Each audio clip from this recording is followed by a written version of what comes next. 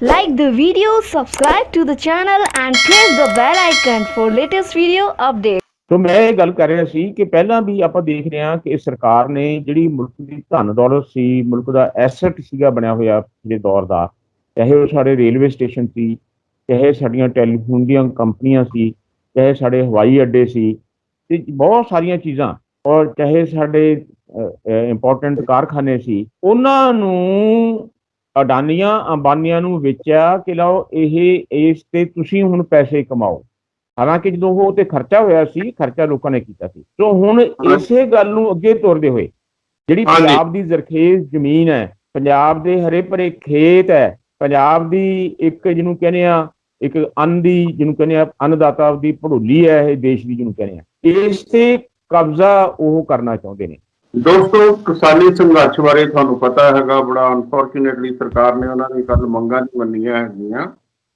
162 intellectual ਹੈਗੇ ਜਿਹੜੇ ਪੜ੍ਹੇ ਲਿਖੇ ਸੱਜਣ, ਟੌਪ ਮੋਸਟ, ਜਿਹੜੇ ਵਾਈਸ ਚਾਂਸਲਰ ਆ, ਜਿਹਦੇ ਵਿੱਚ ਪ੍ਰਿੰਸੀਪਲ ਦੇ ਆ, ਰਿਟਾਇਰਡ ਪ੍ਰਿੰਸੀਪਲ ਦੇ ਆ, ਤੇ ਬਹੁਤ ਅੱਛੇ ਰਾਈਟਰ ਹੈਗੇ ਪੰਜਾਬ ਦੇ, ਜਿਨ੍ਹਾਂ ਨੇ ਜਿਹੜੀ ਉਹ ਕਿਸਾਨਾਂ ਦੀ ਇਸ ਸਮੱਸਿਆ ਨੂੰ ਸਪੋਰਟ ਕੀਤਾ ਹੈਗਾ ਵੀ ਕਿਸਾਨਾਂ ਨਾਲ ਵਾਕਿਆ ਇਹ ਧੱਕਾ ਹੈਗਾ। ਉਹਨਾਂ ਨੇ ਵੀ ਕਿਹਾ ਹੈਗਾ, ਬਹੁਤ ਸਾਰੇ ਪ੍ਰਿੰਸੀਪਲਸ ਨੇ, ਜਿਵੇਂ ਤੁਹਾਨੂੰ ਦੱਸਿਆ, ਵਾਈਸ ਚਾਂਸਲਰ ਤੇ ਹੋਰ ਇੰਟੈਲੈਕਚੁਅਲ ਨੇ ਵੀ ਕਿਹਾ ਇਸ ਮਾਮਲੇ 'ਚ ਕਿਸਾਨਾਂ ਨਾਲ ਧੱਕਾ ਹੋ ਰਿਹਾ ਹੈਗਾ।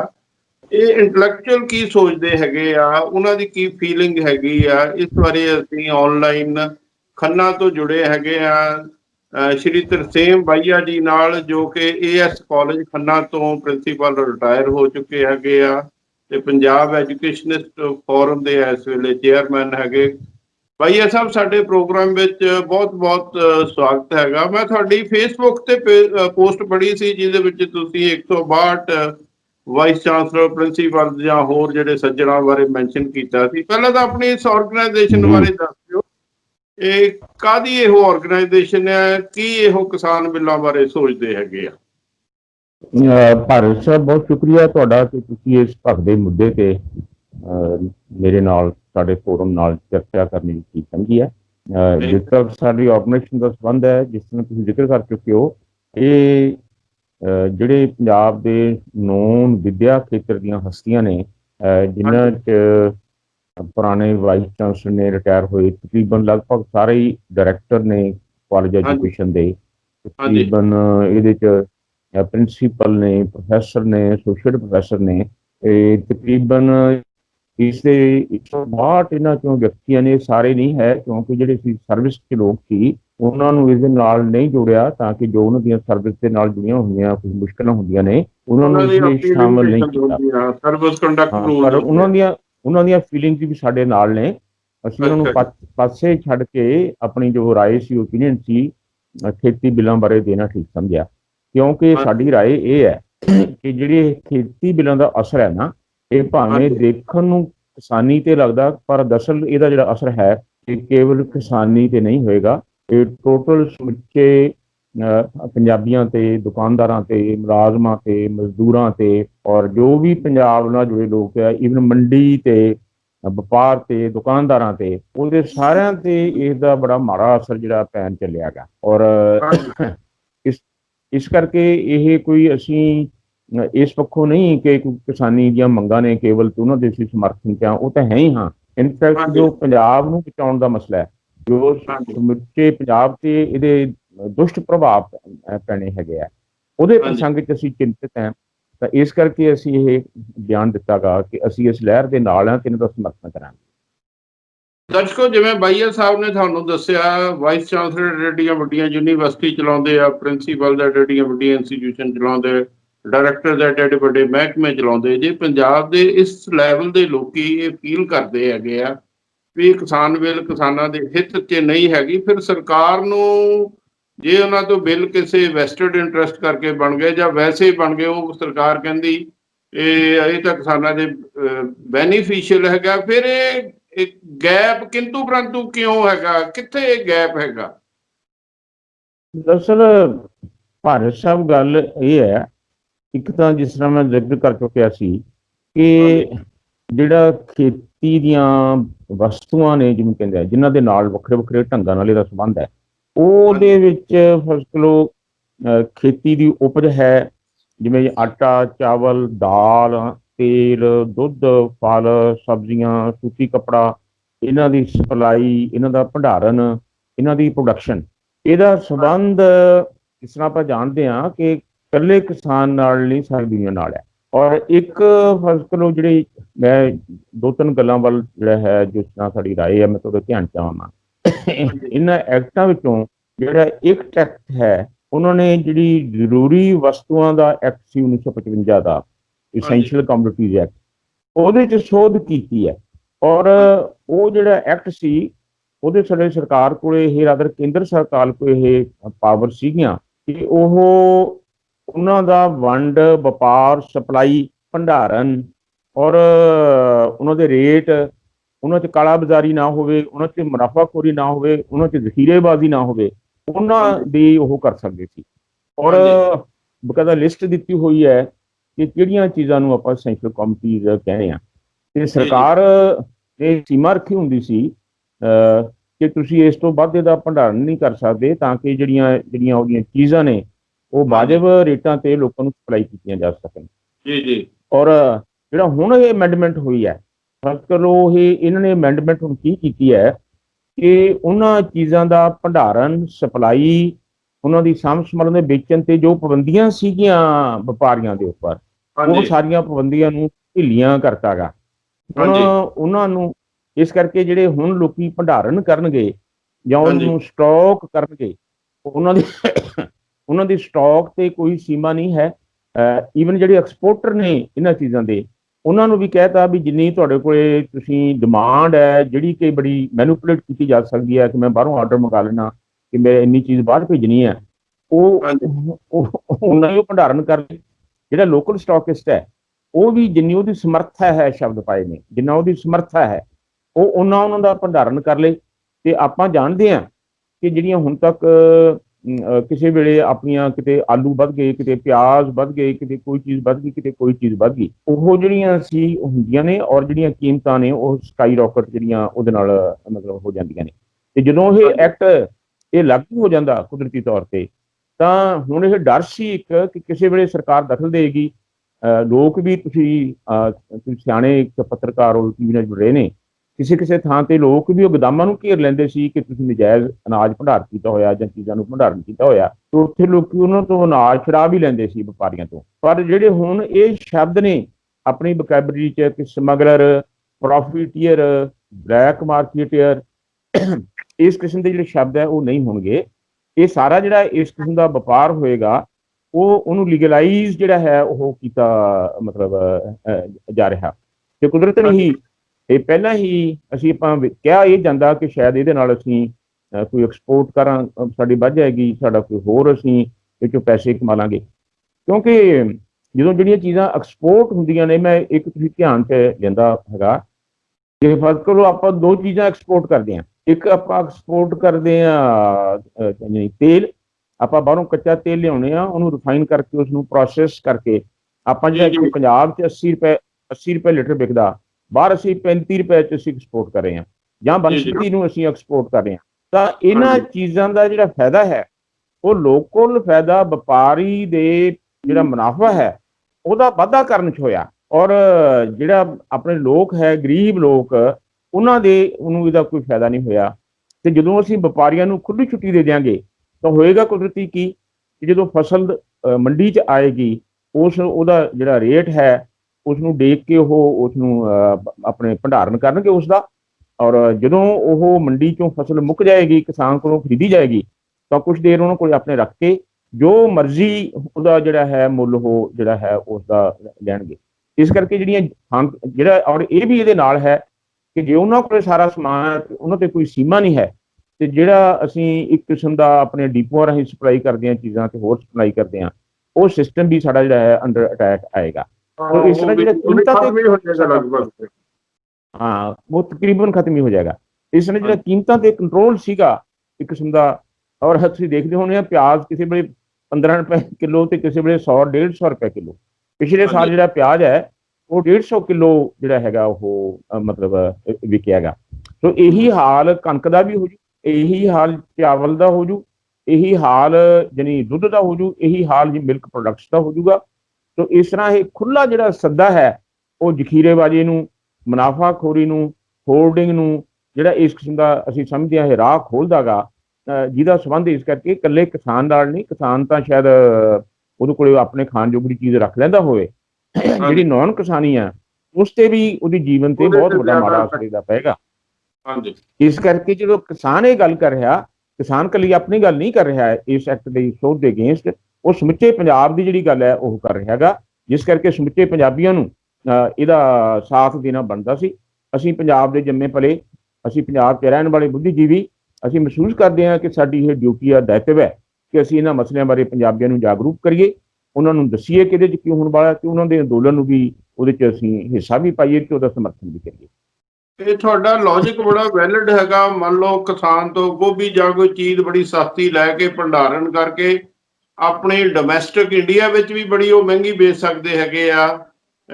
ਨਾਟ ਓਨਲੀ ਕਿਸਾਨਾਂ ਨੇ ਵੀ ਤਾਂ ਉਹ ਸਬਜ਼ੀਆਂ ਵਗੈਰਾ ਖਾਣੀਆਂ ਹੈਗੀਆਂ, ਆਮ ਲੋਕਾਂ ਤੇ ਵੀ ਬਰਡਨ ਪੈਣੇ ਦਾ ਖਦਸ਼ਾ ਹੈਗਾ। ਪਰ ਇੱਕ ਬਾਈਆ ਸਾਹਿਬ, ਬਾਕੀ ਤੁਸੀਂ ਬੁੱਧੀਜੀਵੀ ਲੋਕ ਹੋ, ਜਿਵੇਂ ਉਹਨਾਂ ਸਾਰਿਆਂ ਦਾ ਲਗਭਗ ਯੂਨੈਨਿਮਸ ਵਿਊ ਹੈਗਾ। ਪਿੱਛੇ ਜੇ ਡਾਕਟਰ SS ਜੌਲ ਦਾ ਇੱਕ ਮੈਂ ਆਰਟੀਕਲ ਵੀ ਦੇਖਿਆ ਸੀ, ਇੰਟਰਵਿਊ ਵੀ ਉਹਨਾਂ ਨੇ ਦਿੱਤੀ ਸੀ, ਜਿਹਦੇ ਵਿੱਚ ਉਹਨਾਂ ਨੇ ਕਿਹਾ ਸੀ ਇਹ ਸਾਰੇ ਕਿਸਾਨਾਂ ਦੇ ਫਾਇਦੇਮੰਦ ਹੈਗੇ। ਜਿਹੜਾ ਕਿ ਕਿਸਾਨ ਜਥੇਬੰਦੀਆਂ ਨੇ, ਲੀਡਰਾਂ ਨੇ ਉਹਨਾਂ ਦੇ ਵੀਜ਼ ਨੂੰ ਕ੍ਰਿਟੀਸਾਈਜ਼ ਕੀਤਾ। ਡਾਕਟਰ ਜੌਲ ਦੇ ਜੋ ਕਿ ਅੱਛੇ ਇਕੋਨੋਮਿਸਟ ਮੰਨੇ ਜਾਂਦੇ ਹੈਗੇ, ਉਹਨਾਂ ਦੇ ਵੀਜ਼ ਬਾਰੇ ਕੀ ਵਿਚਾਰ ਹੈ ਤੁਹਾਡਾ? ਮੈਂ ਡਾਕਟਰ ਜੌਲ ਸਾਹਿਬ ਬਹੁਤ ਹੀ ਸਾਡੇ ਸਤਿਕਾਰਯੋਗ ਸੀਨੀਅਰ ਅਕੈਡਮਿਸ਼ੀਅਨਸ ਨੇ, ਸੈਂਟਰਲ ਯੂਨੀਵਰਸਿਟੀ ਦੇ ਵਾਈਸ ਚਾਂਸਲਰ ਰਹੇ ਨੇ। ਮੈਂ ਉਹਨਾਂ ਬਾਰੇ ਜਾਤੀ ਤੌਰ ਤੇ ਕੋਈ ਟਿੱਪਣੀ ਨਹੀਂ ਕਰਨਾ ਚਾਹੁੰਦਾ ਕਿ ਅਸੀਂ ਸਾਰੇ ਉਹਨਾਂ ਦੇ ਸਤਿਕਾਰ ਕਰਦੇ ਹਾਂ ਅਸੀਂ। ਪਰ ਇੱਕ ਗੱਲ ਸਪਸ਼ਟ ਹੈ, ਪੰਜਾਬ ਦੇ ਵਿੱਚ ਇਸ ਵੇਲੇ ਕੋਈ ਬੁੱਧੀਜੀਵੀ, ਕੋਈ ਇਕੋਨੋਮਿਸਟ, ਸਣੇ ਉਹਨਾਂ ਦੇ ਵਿਦਿਆਰਥੀ ਤੇ ਸਣੇ ਉਹਨਾਂ ਦੇ ਕੁਲੀਗ ਸਾਥੀ, ਕੋਈ ਉਹਨਾਂ ਦੇ ਨਾਲ ਸਹਿਮਤ ਨਹੀਂ ਹੈ। ਇਸ ਤੋਂ ਜ਼ਿਆਦਾ ਮੈਂ ਉਹਨਾਂ ਸੰਬੰਧ ਵਿੱਚ ਕੋਈ ਟਿੱਪਣੀ ਨਹੀਂ ਕਰਨਾ ਚਾਹੁੰਦਾ। ਪਰ ਇਸ ਕਰਕੇ ਅਸੀਂ ਇਹੀ ਕਹਿ ਸਕਦਾਗਾ ਕਿ ਜੋ ਉਹ ਕਹਿ ਰਹੇ ਨੇ ਉਹ ਬੜੀ ਬਦਕਿਸਮਤੀ ਵਾਲੀ ਗੱਲ ਹੈ, ਬੜੀ ਅਨਫੋਰਚੂਨੇਟ ਗੱਲ ਹੈ, ਬੜੀ ਅਭਾਗੀਆ ਗੱਲ ਹੈ। ਇਸ ਤੋਂ ਬਾਅਦ ਮੈਨੂੰ ਸ਼ੋਭਾ ਨਹੀਂ ਦਿੰਦਾ ਕਿ ਮੈਂ ਉਸ ਸਤਿਕਾਰਯੋਗ ਵਿਅਕਤੀ ਬਾਰੇ ਕੁਝ ਕਹਾਂ। ਚਲੋ ਠੀਕ ਹੈ। ਇੱਕ ਨਾ ਬਾਈਆ ਸਾਹਿਬ, ਮੈਂ ਕਾਫੀ ਇੰਟਰਵਿਊ ਕੀਤੇ, ਕਿਸਾਨਾਂ ਦੇ ਵੀ ਕੀਤੇ, ਲੀਡਰਾਂ ਦੇ ਵੀ।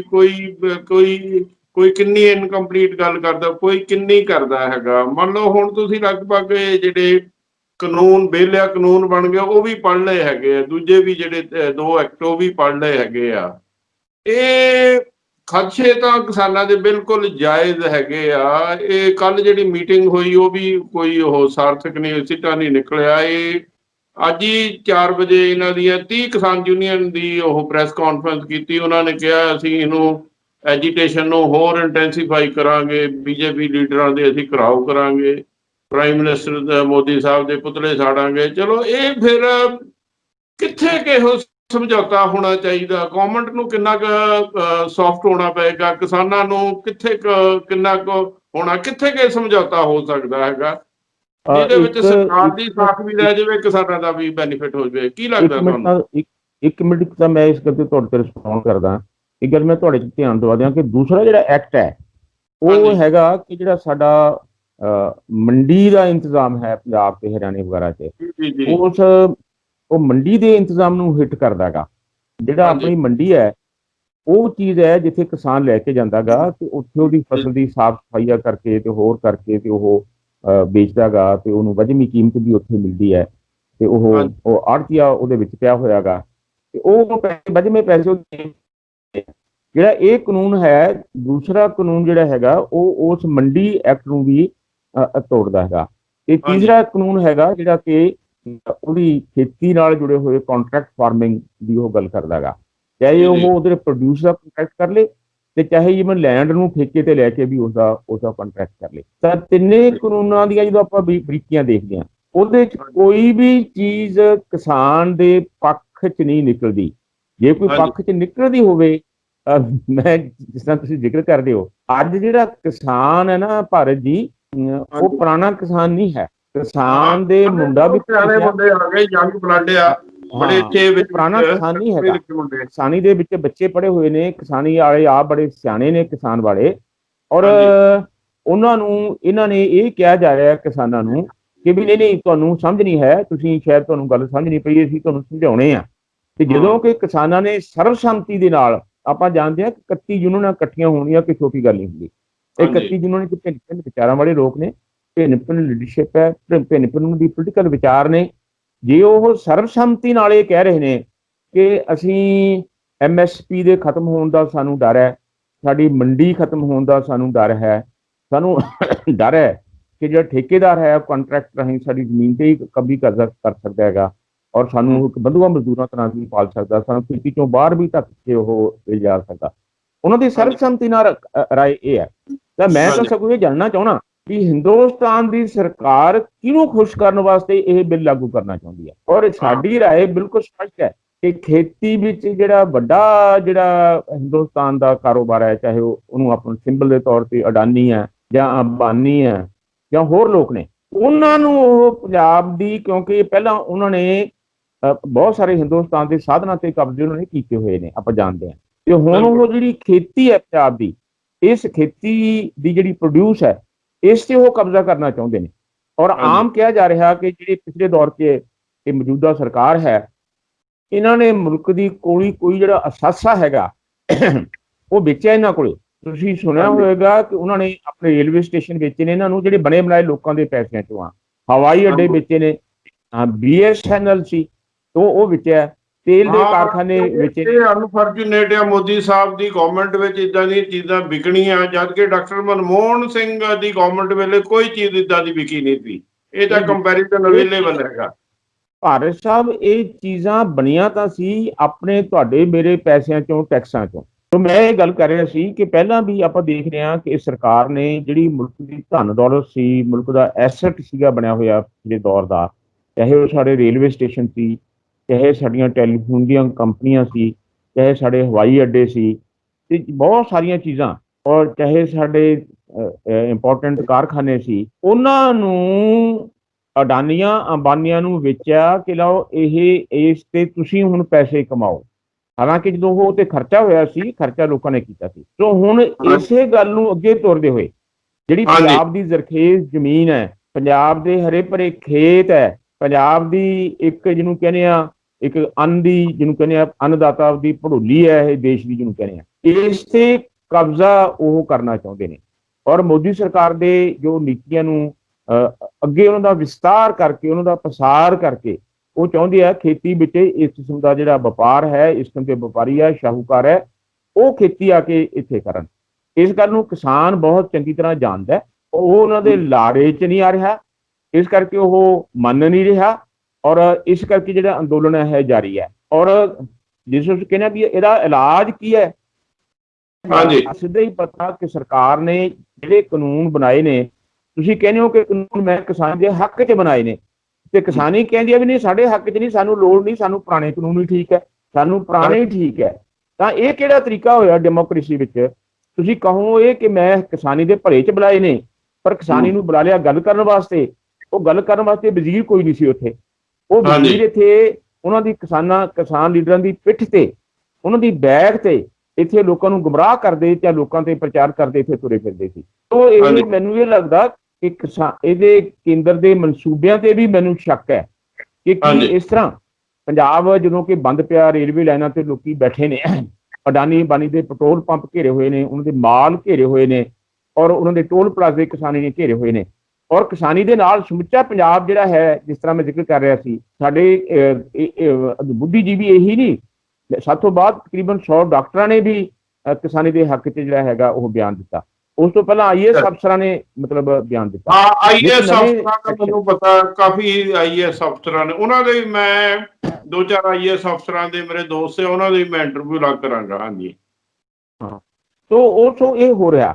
ਤਾਂ ਜੇ ਉਹ ਕਹਿ ਰਿਹਾ ਕਿ ਤੁਸੀਂ ਇਹਨਾਂ ਪੰਜਾਬ ਤੇ ਠੋਸ ਕੇ ਰਹੇ ਆ, ਉਹ ਠੋਸਣ ਪਿੱਛੇ ਮਨਸੂਬਾ ਕੀ ਹੈ? ਤਾਂ ਮੈਨੂੰ ਸਗੋਂ ਡਰ ਇਹ ਹੈ ਕਿ ਸਾਨੂੰ ਬਹੁਤ ਖਦਸ਼ਾ ਇਸ ਗੱਲ ਦਾ ਕਿ ਇਹਦਾ ਜਲਦੀ ਨੂੰ ਹੱਲ ਕਰਨਾ ਚਾਹੀਦਾ ਕਿ ਪੰਜਾਬ ਬਾਰਡਰ ਸਟੇਟ ਹੈ, ਪਾਕਿਸਤਾਨ ਸਾਡੇ ਮੋਢਿਆਂ ਤੇ ਬੈਠਾ, ਚੀਨ ਨਾਲ ਲਦਾਖ 'ਚ ਸਾਡਾ ਪੰਗਾ ਜਾਰੀ ਹੈਗਾ, ਔਰ ਇਹ ਵੀ ਕਿ ਵੱਡੇ ਪੱਧਰ ਤੇ ਜਿਹੜੇ ਕਿਸਾਨੀ ਦੇ ਪੁੱਤ ਨੇ ਉਹ ਫੌਜ 'ਚ ਨੇ, ਔਰ ਪੰਜਾਬ ਜਿਹਨੂੰ ਕਹਿੰਦੇ ਆ ਇਹ ਇੱਕ ਸਾਡੀ ਖੁਰਾਕ ਦਾ ਦੇਣ ਵਾਲਾ ਹੀ ਸੂਬਾ ਨਹੀਂ। ਪੰਜਾਬ ਸਾਨੂੰ ਫੌਜ ਵੀ ਸਪਲਾਈ ਕਰਦਾ, ਪੰਜਾਬ ਸਾਨੂੰ ਫੌਜ 'ਚ ਲੜਨ ਲਈ ਜਵਾਨ ਵੀ ਕਰਦਾ ਗਾ। ਇਸ ਪੰਜਾਬ ਨੂੰ ਡਿਸਟਰਬ ਕਰਨਾ, ਇਸ ਪੰਜਾਬ ਦੇ ਵਿੱਚ ਇਸ ਤਰ੍ਹਾਂ ਦੇ ਵਿਘਨ ਪੈਦਾ ਕਰਨੇ ਜਾਂ ਪੰਜਾਬ ਦੇ ਜੀਵਨ ਤੇ ਇਸ ਕਿਸਮ ਦੇ ਉਹਨਾਂ 'ਚ ਹਲਚਲ ਪੈਦਾ ਕਰਨ ਵਾਲੇ, ਗੜਬੜੀ ਪੈਦਾ ਕਰਨ ਵਾਲੇ ਕਾਨੂੰਨ ਪੈਦਾ ਪਾਸ ਕਰਨੇ, ਮੈਨੂੰ ਇਹ ਲੱਗਦਾ ਕਿ ਆਪਣੇ ਆਪ 'ਚ ਇਹ ਜਿਹੜੇ ਕਾਨੂੰਨ ਨੇ ਉਹ ਐਂਟੀ ਨੈਸ਼ਨਲ ਨੇ, ਉਹ ਦੇਸ਼ ਦੀ ਸੁਰੱਖਿਆ ਲਈ ਵੀ ਖਤਰਾ ਬਣ ਸਕਦੇ ਨੇ। ਤਾਂ ਅਸੀਂ ਇਸ ਕਰਕੇ ਇਹ ਅਪੀਲ ਵੀ ਕਰ ਰਹੇ ਹਾਂ ਉਹਨਾਂ ਨੂੰ ਔਰ ਸਰਕਾਰ ਨੂੰ ਚੇਤਾਵਨੀ ਦੇ ਰਹੇ ਹਾਂ ਕਿ ਤੁਸੀਂ ਇਸ ਅੱਗ ਨਾਲ ਨਾ ਖੇਡੋ। ਤੁਸੀਂ ਕਿਸਾਨਾਂ ਦੀਆਂ ਗੱਲ ਸੁਣੋ, ਕਿਸਾਨਾਂ ਦੀ ਗੱਲ ਸੁਣ ਕੇ ਇਹਨਾਂ ਬਿੱਲਾਂ ਨੂੰ ਜਾਂ ਵਾਪਸ ਲਓ ਜਾਂ ਉਹ ਜੋ ਚਾਹੁੰਦੇ ਨੇ ਉਹਨਾਂ ਦੀਆਂ ਜ਼ਰੂਰੀ ਸੋਧਾਂ ਕਰੋ ਤਾਂ ਕਿ ਪੰਜਾਬ ਸ਼ਾਂਤ ਹੋ ਜਾਏ ਔਰ ਪੰਜਾਬ ਦੀ ਸ਼ਾਂਤੀ ਭੰਗ ਨਾ ਹੋਵੇ। ਇੱਕ ਬਾਈਆ ਸਾਹਿਬ ਦੇਖੋ, ਇੱਕ ਗੱਲ ਤਾਂ ਸਪਸ਼ਟ ਹੈ ਕਿ ਸਾਡੇ ਇੰਡੀਅਨ ਜਾਂ ਜਿਹੜੇ ਸਟੇਟਾਂ ਦੇ ਸਿਸਟਮ ਵਿੱਚ ਜਿਹੜੇ ਬਿਜ਼ਨਸ ਗਰੁੱਪ ਆ ਉਹ ਪੋਲੀਟੀਕਲ ਪਾਰਟੀਆਂ ਨੂੰ ਡੋਨੇਸ਼ਨ ਦਿੰਦੇ, ਤੁਹਾਨੂੰ ਪਤਾ ਇਹ ਆਮ ਜਿਹੀ ਗੱਲ ਆ। ਤੇ ਫਿਰ ਸਟੇਟਾਂ ਵਿੱਚ ਵੀ ਆਪਣੇ ਹਿਸਾਬ ਨਾਲ ਉਹਨਾਂ ਨੂੰ ਸੀਐਮ ਜਾਂ ਜਿਹੜੇ ਮੰਤਰੀਆਂ ਨੂੰ ਕਹਿੰਦੇ ਇਸ ਹਿਸਾਬ ਨਾਲ ਬਣਾਓ। ਥੋੜਾ ਬਹੁਤਾ ਤਾਂ ਚਲੋ ਫੇਵਰ ਕਰਨਾ ਇਹ ਹਰ ਇੱਕ ਪੋਲੀਟੀਕਲ ਪਾਰਟੀ ਕਰਦੀ ਹੈ। ਇਸ ਤਰ੍ਹਾਂ ਡਾਕਟਰ ਮਨਮੋਹਨ ਸਿੰਘ ਵੇਲੇ ਵੀ ਸੀ। ਇਹ ਜਿਹੜੇ ਅਡਾਨੀ ਜਿਹੜੇ ਦੂਸਰੇ ਗਰੁੱਪ ਹੈਗੇ ਆ ਜਾਂ ਬਿਜ਼ਨਸ ਗਰੁੱਪ ਹੈਗੇ ਆ, ਇਹ ਅੰਬਾਨੀ ਗਰੁੱਪ ਹੈਗੇ ਆ, ਇਹਨਾਂ ਦੀ ਸੇ ਚੱਲਦੀ ਸੀ ਪਰ ਉਹਨਾਂ ਨੇ ਬੈਲੈਂਸ ਤਰੀਕੇ ਨਾਲ ਚੱਲਿਆ ਸੀ। ਇਸ ਹਿਸਾਬ ਨਾਲ ਇਹ ਹੁਣ ਜਿੰਨਾ ਸਿਸਟਮ ਮੋਦੀ ਗਵਰਨਮੈਂਟ ਵੇਲੇ ਸਾਰਾ ਆਊਟ ਆਫ ਬੈਲੈਂਸ ਲੱਗਦਾ ਹੈਗਾ। ਇੱਕ ਤਾਂ ਪਹਿਲਾਂ ਜਦੋਂ ਕੋਵਿਡ ਦੌਰਾਨ ਹੀ ਜਦੋਂ ਇਹਨਾਂ ਨੇ ਆਰਡੀਨੈਂਸ ਕੀਤੇ ਉਹਦੇ ਤੇ ਕਿੰਤੂ ਪ੍ਰੰਤੀ ਆ, ਫਿਰ ਇਹਦੇ ਕੋਵਿਡ ਕਲੀਅਰ ਨਹੀਂ ਜਦੋਂ ਬਿੱਲ ਫਟਾਫਟ ਪਾਸ ਕਰ ਦਿੱਤੇ ਹੈਗੇ। ਕੀ ਇਹਦੇ ਬਾਰੇ ਸਰਕਾਰ ਦੀ ਮਨਸ਼ਾ ਬਾਰੇ ਕੀ ਕਹਿਣਾ ਚਾਹੁੰਦੇ ਹੋ ਤੁਸੀਂ? ਦੇਖੋ ਭਾਰਤ ਸਾਹਿਬ, ਇਹ ਨਾ ਇੱਕ ਗੱਲ ਤੁਸੀਂ ਗੱਲ ਕਰ ਰਹੇ ਸੀ ਕਿ ਪਹਿਲੀ ਸਰਕਾਰ ਨੇ ਵੀ ਇਹੋ ਜਿਹੇ ਕਾਨੂੰਨ ਪਾਸ ਕੀਤੇ ਸੀ, ਤੁਹਾਡੀ ਦੁਰਸਤ ਹੈ ਗੱਲ। ਇਨਫੈਕਟ ਜਿਹੜੀ ਹਿੰਦੁਸਤਾਨ ਦੀ ਸਰਕਾਰ ਹੈ ਨਾ, ਮੈਂ ਬੜੀ ਗੰਭੀਰ ਗੱਲ ਕਹਿ ਰਿਹਾ, ਦੇਖਣ ਨੂੰ ਸਾਨੂੰ ਸਾਡੀ ਚੁਣੀ ਹੋਈ ਡੈਮੋਕ੍ਰੇਟਿਕ ਸਰਕਾਰ ਲੱਗਦੀ ਹੈ ਪਰ ਅਸਲ ਵਿੱਚ ਮੈਨੂੰ ਕੀ ਲੱਗਦਾ ਗਾ, ਇਹ ਸਰਕਾਰਾਂ ਹਿੰਦੁਸਤਾਨ 'ਚ ਆਪਣੀ ਸੋਵਰੇਨਿਟੀ ਜਿਹਨੂੰ ਕਹਿੰਦੇ ਆ, ਆਪਣੀ ਪ੍ਰਭੂ ਸੱਤਾ, ਉਹ ਮੈਨੂੰ ਲੱਗਦਾ ਗਵਾ ਰਹੀਆਂ ਨੇ। ਕਿਉਂਕਿ ਇਹ ਜੋ ਕੁਝ ਕਰ ਰਹੀਆਂ ਨੇ, ਬਹੁਤੀਆਂ ਨੀਤੀਆਂ ਵਰਲਡ ਬੈਂਕ ਇਹਨਾਂ ਨੂੰ ਡਿਕਟੇਟ ਕਰ ਰਿਹਾ ਹੈਗਾ, ਚਾਹੇ ਉਹ ਵਿੱਦਿਆ ਦੇ ਮਸਲੇ 'ਚ ਸੀ, ਚਾਹੇ ਸਿਹਤ ਦੇ ਮਸਲੇ 'ਤੇ, ਚਾਹੇ ਖੇਤੀ ਦੇ ਮਸਲੇ 'ਚ। ਵਰਲਡ ਬੈਂਕ ਨੀਤੀਆਂ ਬਣਾਉਂਦਾ ਗਾ, ਉਹ ਵਰਲਡ ਬੈਂਕ ਨੀਤੀਆਂ ਇਹ ਲਾਗੂ ਕਰਦੀਆਂ ਨੇ ਸਰਕਾਰਾਂ, ਕੋਈ ਘੱਟ ਕਰਦੀ ਆ ਕੋਈ ਵੱਧ ਕਰਦੀ ਆ। ਨਵੀਂ ਸਰਕਾਰ ਤੇ ਪੁਰਾਣੀ ਸਰਕਾਰ ਦਾ ਫਰਕ ਇਹ ਹੈ ਕਿ ਜਿਹੜੀ ਪੁਰਾਣੀ ਸਰਕਾਰ ਸੀ ਉਹ ਥੋੜੀ ਜਿਹੀ ਕਮਜ਼ੋਰ ਸੀ, ਇਹਦੇ ਨਾਲ ਵੱਧ ਡੈਮੋਕ੍ਰੈਟਿਕ ਸੀ ਕਿਉਂਕਿ ਉਹਦੇ ਵਿੱਚ ਇੱਕ ਬਹੁਤ ਸਾਰੀਆਂ ਪਾਰਟੀਆਂ ਦੀ ਪੋਜੀਸ਼ਨ ਸੀ, ਉਹਦੇ ਵਿੱਚ ਖੱਬੀਆਂ ਪਾਰਟੀਆਂ ਸੀ, ਹੋਰ ਸੀ, ਯੂਪੀਏ 1 ਚ ਘੱਟ ਸੀਗੀਆਂ। ਜਿਹੜੀ ਹੁਣ ਵਾਲੀ ਸਰਕਾਰ ਹੈ, ਜਦੋਂ ਦੀ ਨਵੇਂ ਸਿਰੇ 2019 ਚ ਨਵਾਂ ਮੈਂਡੇਟ ਲੈ ਕੇ ਆਈ ਹੈ, ਤਾਂ ਇੱਕ ਤਾਂ ਇਹ ਬੜੇ ਲੰਬੇ ਦੇਰ ਬਾਅਦ ਇੱਕ ਪਾਰਟੀ ਦੀ ਸਰਕਾਰ ਬਣੀ ਹੈ। ਇਹ ਆਪਣੇ ਤੌਰ ਤੇ ਇਹਨਾਂ ਕੋਲ ਬੜੀ ਬਰੂਟ ਮੈਜੋਰਿਟੀ ਹੈ, ਇਸ ਕਰਕੇ ਆਪਣੇ ਕੋਲੀਸ਼ਨ ਪਾਰਟਨਰਸ ਨੇ ਹੁਣੇ ਅਕਾਲੀ ਚੀਕਾਂ ਮਾਰ ਕੇ ਬਾਹਰ ਆ ਰਹੇ ਨੇ, ਨਾ ਉਹਨਾਂ ਦੀ ਪਰਵਾਹ ਕਰਦੀ ਹੈ ਨਾ ਉਹਨਾਂ ਨਾਲ ਸਲਾਹ ਕਰਦੀ ਹੈ, ਔਰ ਇਹ ਧੱਕੇ ਦੇ ਨਾਲ ਆਪਣੀ ਮੈਜੋਰਿਟੀ ਪੈਦਾ ਕਰਕੇ ਜੋ ਲੋਕ ਸਭਾ 'ਚ ਹੋਇਆ ਉਹ ਤੁਸੀਂ ਸਾਰਿਆਂ ਨੂੰ ਪਤਾ,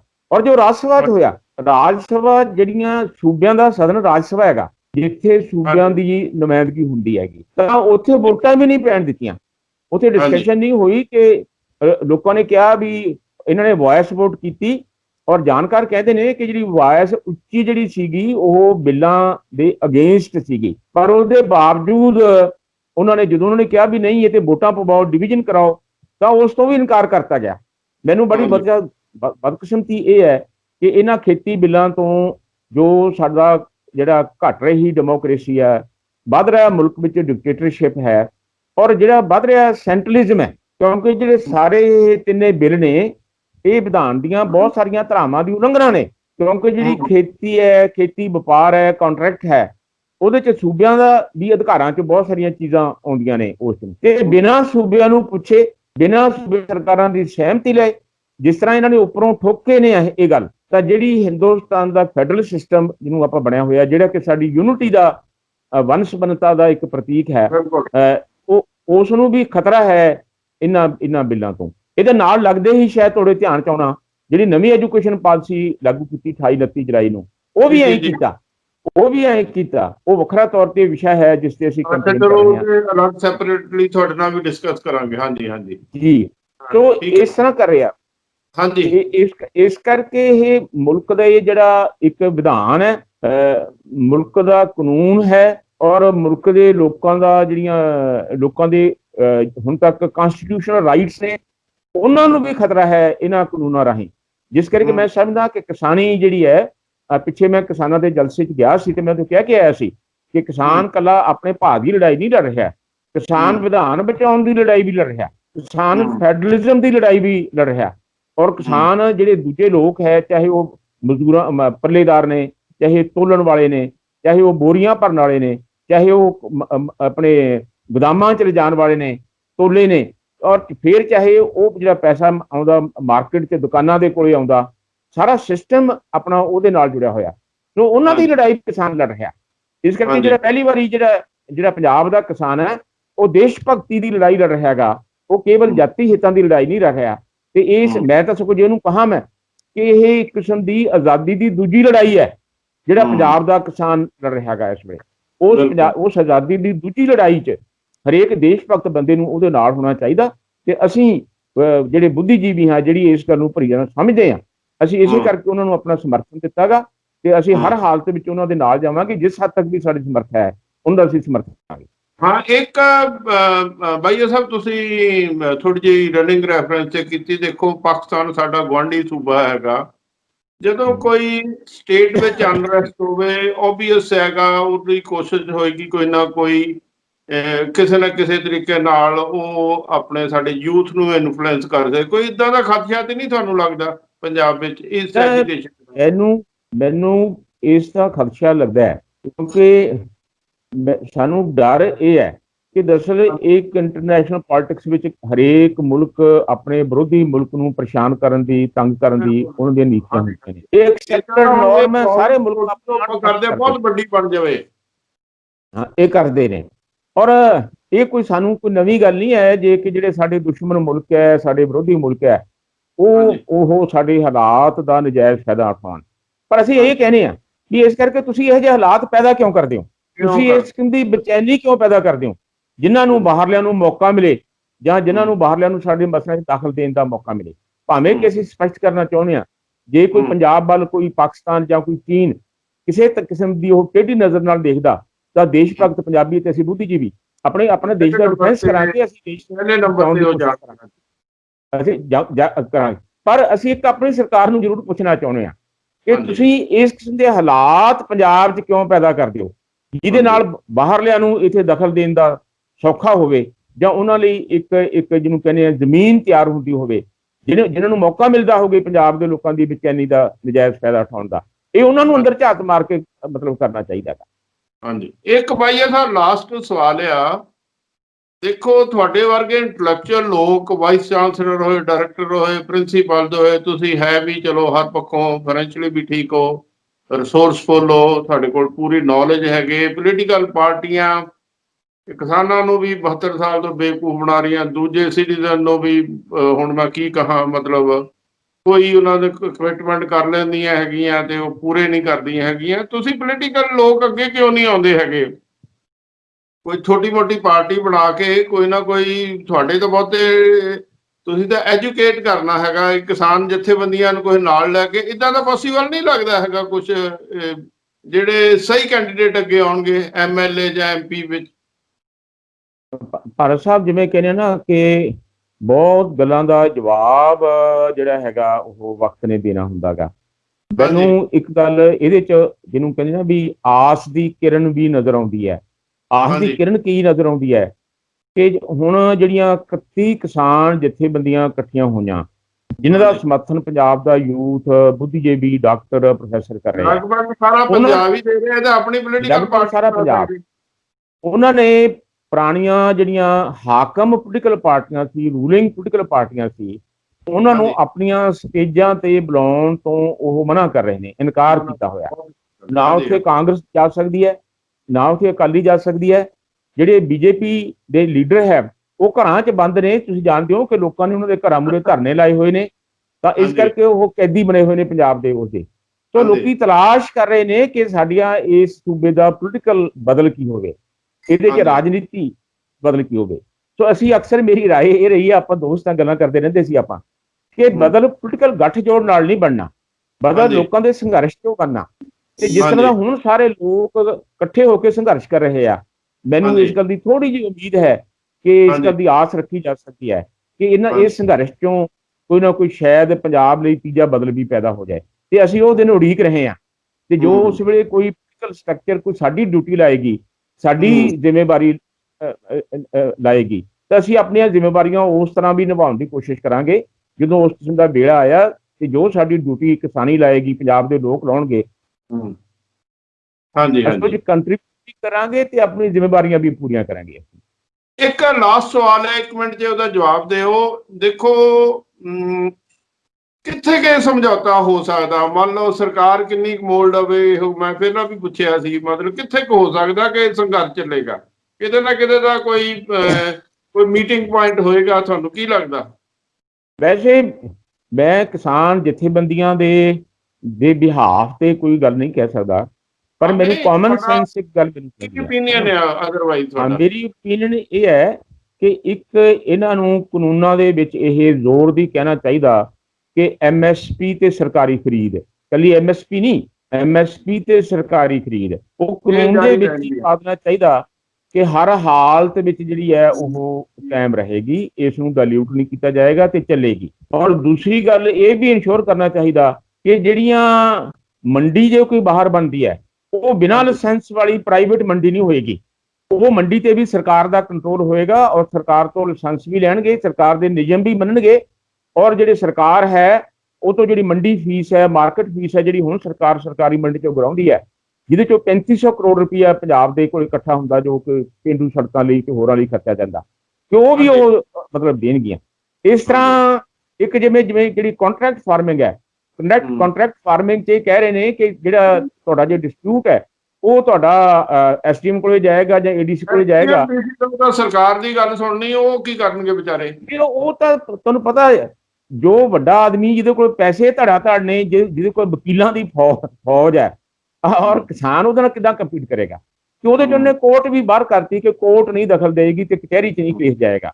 ਸੋ ਇਸ ਕਿਸਮ ਦੀਆਂ ਚੀਜ਼ਾਂ ਨੇ, ਜੇ ਸਰਕਾਰ ਆਪਣੀ ਵਿਲਿੰਗਨੈਸ ਉਹ ਸ਼ੋਅ ਕਰੇ, ਇਸ ਕਿਸਮ ਦੀਆਂ ਕਾਨੂੰਨ 'ਚ ਅਮੈਂਡਮੈਂਟਾਂ ਕਰਨ ਦੀ ਗੱਲ ਕਰੇ ਔਰ ਹੋਰ ਅਮੈਂਡਮੈਂਟਾਂ ਜੋ ਕਿਸਾਨ ਸੁਜੈਸਟ ਕਰ ਰਹੇ ਨੇ ਉਹ ਕਰੇ, ਤਾਂ ਕੋਈ ਕਿਸਾਨ ਇਹ ਤਾਂ ਇੰਨਾ ਕਹਿ ਰਹੇ ਕਿ ਅਸੀਂ ਕੋਈ ਸਮਝੌਤਾ ਨਹੀਂ ਕਰਨਾ, ਅਸੀਂ ਕੋਈ ਰਾਜੀਨਾਮਾ ਨਹੀਂ ਕਰਨਾ, ਜਾਂ ਅਸੀਂ ਉਹ ਤਾਂ ਇਹ ਚਾਹੁੰਦੇ ਨੇ ਵੀ ਸਾਡੇ ਨਾਲ ਟੇਬਲ ਤੇ ਆ ਕੇ ਗੱਲ ਕਰੋ ਔਰ ਜੋ ਜਿਹੜੀਆਂ ਮਾੜੀਆਂ ਚੀਜ਼ਾਂ ਨੇ ਉਹ 'ਚ ਕੱਢੋ, ਜਿਹੜੀਆਂ ਸਾਡੇ ਸੁਝਾਅ ਨੇ ਇਹਦੇ 'ਚ ਪਾਓ।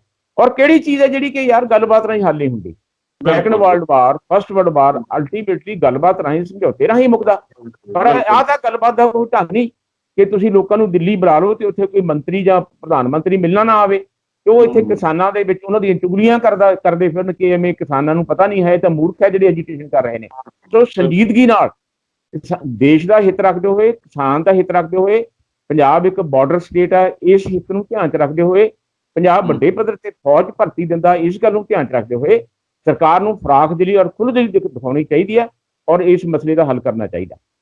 ਬਹੁਤ ਵਧੀਆ, ਤੁਸੀਂ ਲੌਜਿਕ ਵਾਲੀਆਂ ਸਾਰੀਆਂ ਗੱਲਾਂ ਕੀਤੀਆਂ ਬਾਈਆ ਸਾਹਿਬ, ਬਹੁਤ ਅੱਛਾ ਲੱਗਾ। ਮੈਨੂੰ ਉਮੀਦ ਆ ਇਹ ਜਿਹੜੇ ਕੋਈ ਸਰਕਾਰ ਦੇ ਰਿਪਰੈਜ਼ੈਂਟੇਟਿਵ ਸੁਣਨਗੇ ਉਹਨਾਂ ਨੂੰ ਵੀ ਠੀਕ ਲੱਗਣਗੀਆਂ ਤੇ ਕਿਸਾਨਾਂ ਦੇ ਰਿਪਰੈਜ਼ੈਂਟੇਟਿਵ ਨੂੰ ਵੀ ਠੀਕ ਲੱਗਣਗੀਆਂ। ਸੋ ਆਪਾਂ ਆਸ ਕਰਦੇ ਹੈਗੇ ਇਹ ਐਜੀਟੇਸ਼ਨ ਬਹੁਤੀ ਨਾ ਵਧੇ, ਕੋਈ ਨਾ ਕੋਈ ਇਹਦਾ ਪੀਸਫੁਲ ਸੋਲਿਊਸ਼ਨ ਨਿਕਲੇ। ਤੁਸੀਂ ਬਾਈਆ ਸਾਹਿਬ ਸਾਡੇ ਨਾਲ ਜੁੜੇ, ਅਗਾਂਹ ਵੀ ਕਦੀ ਕਦੀ ਤਕਲੀਫ ਦੇਵਾਂਗੇ। ਬਹੁਤ ਬਹੁਤ ਮਿਹਰਬਾਨੀ, ਧੰਨਵਾਦ, ਥੈਂਕ ਯੂ ਵੈਰੀ ਮਚ। ਸ਼ੁਕਰੀਆ ਤੁਹਾਡਾ, ਬਹੁਤ ਸ਼ੁਕਰੀਆ, ਬੜੀ ਮਿਹਰਬਾਨੀ ਤੁਹਾਡੀ।